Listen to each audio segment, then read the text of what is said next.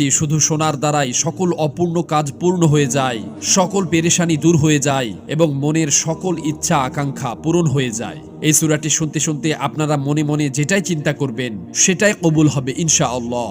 এই সুরাটিকে শুধু আপনাদের মনোযোগ দিয়ে শুনতে হবে, পড়তে হবে না। প্রিয় বন্ধুরা, এই ভিডিওটাকে যদি আপনারা একবার প্লে করেন তো আপনারা এটাকে ছেড়ে যাবেন না, কেননা এটা পবিত্র কোরআনের সূরা। যদি আপনারা এই সূরাটাকে অর্ধেক শুনেই চলে যান তো আপনাদের যেই অপূর্ণ কাজগুলো পূর্ণ হতে যাচ্ছিল, যেই আশাগুলো পূরণ হতে যাচ্ছিল, সেগুলো আবার বিগড়ে যাবে।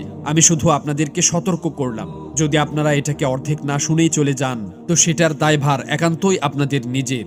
এজন্য কানে হেডফোন পরে নিয়ে মনোযোগ সহকারে এই সূরার প্রতিটি শব্দকে অনুভব করার চেষ্টা করুন।